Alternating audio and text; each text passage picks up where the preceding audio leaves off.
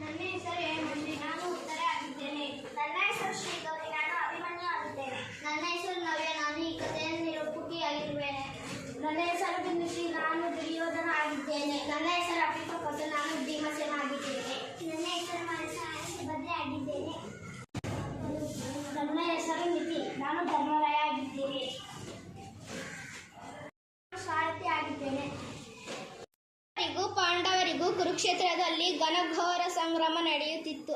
12ನೇ ದಿನ ದ್ರೋಣಾಚಾರ್ಯರು ಚಕ್ರವ್ಯೂಹವನ್ನು ರಚಿಸಿದರು. ಕೃಷ್ಣ, ಬಲರಾಮ ಮತ್ತು ಅರ್ಜುನನನ್ನು ಬಿಟ್ಟರೆ ಚಕ್ರವ್ಯೂಹವನ್ನು ಭೇದಿಸುವ ವಿದ್ಯೆ ಉಳಿದ ಪಾಂಡವರಿಗೂ ಗೊತ್ತಿರಲಿಲ್ಲ.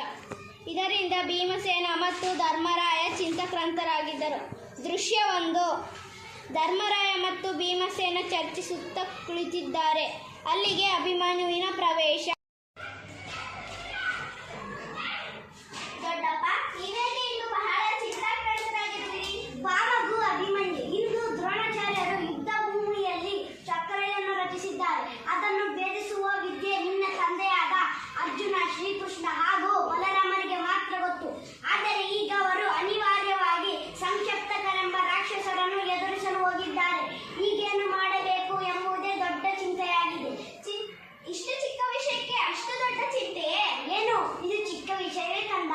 ಪಾಂಡವರಿಗೂ ಕೌರವರಿಗೂ ಬಿಲ್ವಿದ್ಯೆ ಕಲಿಸಿದ ದ್ರೋಣಾಚಾರ್ಯರು ಇದನ್ನು ಭೇದಿಸುವುದು ಅಷ್ಟು ಸುಲಭದ ಕೆಲಸವೇ? ವಿಸಬೇಡಿ ದೊಡ್ಡಪ್ಪ, ಚಕ್ರವ್ಯೂಹವನ್ನು ನಾನು ಭೇದಿಸುತ್ತೇನೆ. ನನ್ನ ಮೈಯಲ್ಲಿ ಹರಿಯುತ್ತಿರುವ ರಕ್ತ ಕ್ಷತ್ರಿಯ ವಂಶದ ರಕ್ತ. ನಾನು ಜಗದ್ವಿಖ್ಯಾತ ಅರ್ಜುನನ ಮಗ. ಬೇಷ್ ಕುಮಾರ, ನಿನ್ನ ಪರಾಕ್ರಮದ ಮಾತನ್ನು ಕೇಳುತ್ತಿದ್ದರೆ ನನಗೆ ಅತೀವ ಸಂತೋಷವಾಗುತ್ತಿದೆ. ನಿನ್ನನ್ನು ಪಡೆದ ನಾವೇ ಧನ್ಯರು. ಆದರೆ ಆಗಂದರೇನು ದೊಡ್ಡಪ್ಪ? ಈ ವೀರ ಅಭಿಮನ್ಯುವಿನ ಮೇಲೆ ನಿಮಗೆ ಸಂದೇಹವೇ? ನನ್ನನ್ನು ಅಳಿಸಿ ಕಳಿಸಿಕೊಡಿ. ಹೌದು ಮಗು, ನೀನು ಹೇಳುತ್ತಿರುವ ಮಾತುಗಳಲ್ಲಿ ನನಗೆ ಸಂದೇಹವಿಲ್ಲ.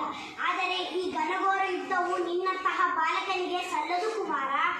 ಚಿಂತಿಸಬೇಡಿ ದೊಡ್ಡಪ್ಪ, ಚಕ್ರವನ್ನು ನಾನು ಭೇದಿಸುತ್ತೇನೆ. ಚಕ್ರವನ್ನು ಭೇದಿಸುವ ವಿದ್ಯೆಯನ್ನು ನಾನು ತಾಯಿಯ ಗರ್ಭದಲ್ಲಿರುವಾಗಲೇ ಶ್ರೀಕೃಷ್ಣ ಪರಮಾತ್ಮನಿಂದ ಕೇಳಿ ತಿಳಿದುಕೊಂಡಿದ್ದೇನೆ. ನನ್ನನ್ನು ಅಳಿಸಿ ಕಳಿಸಿಕೊಡಿ.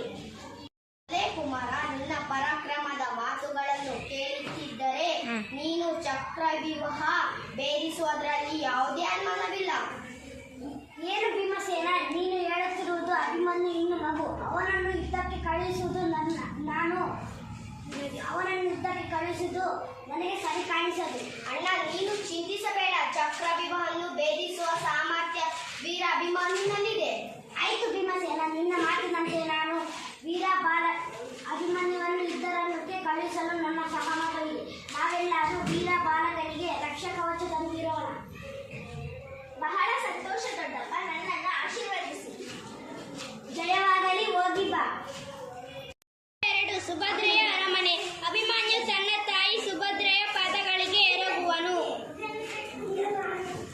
ಮಾತಾಜಿಯವರಿಗೆ ನನ್ನ ಪ್ರಣಾಮಗಳು. ಅಮ್ಮ, ಈ ದಿನ ನಾನು ಕುರುಕ್ಷೇತ್ರ ಯುದ್ಧದಲ್ಲಿ ಚಕ್ರವನ್ನು ಭೇದಿಸಲು ದೊಡ್ಡಪ್ಪನಿಂದಾದ ಧರ್ಮರಾಯ ಮತ್ತು ಭೀಮಸೇನರಿಂದ ಆಶೀರ್ವಾದ ಪಡೆದು ಬಂದಿದ್ದೇನೆ. ನೀನು ನನ್ನನ್ನು ಅಳಿಸಿ ಕಳಿಸಿಕೊಡು. ಇದೇನು ಕಂದ, ನೀನು ಯುದ್ಧರಂಗಕ್ಕೆ ಹೋಗುವೆಯಾ? ಅಲ್ಲಿ ಚಕ್ರವ್ಯೂಹವನ್ನು ಭೇದಿಸುವೆಯಾ? ಏಕಮ್ಮ, ಈ ಸುಭದ್ರಾನಂದನ ವೀರ ಅಭಿಮನ್ಯುವಿನ ಮೇಲೆ ನಿನಗೆ ಸಂದೇಹವೇ?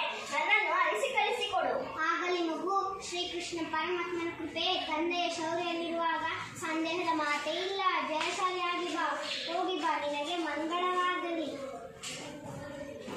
ಪ್ರವೇಶ. ಬಾ ಉತ್ತರೆ. ಏಕೆ ನಿನ್ನ ಮಗನ ಇಂದು ಖಿನ್ನವಾಗಿ ಕಾಣುತ್ತಿದೆಯಲ್ಲ?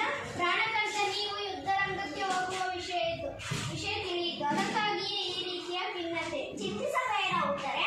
ಈ ಯುದ್ಧದಲ್ಲಿ ನಾನು ಜಯಶಾಲಿಯಾಗಿ ಹಿಂದಿರುಗುವೆ. ಧೈರ್ಯಗಳ ಮುಖದಿಂದ ನನ್ನನ್ನು ಕಳಿಸಿಕೊಡು. ಆಗಲಿ, ಕೈ ಬಿಡುವ ತನಕ ಭಯವೇಕೆ? ಯುದ್ಧ ಕ್ಷತ್ರಿಯರ ಧರ್ಮ. ಹೋಗಿ ಬನ್ನಿ, ಆ ಪರಮಾತ್ಮನೇ ನಿಮ್ಮ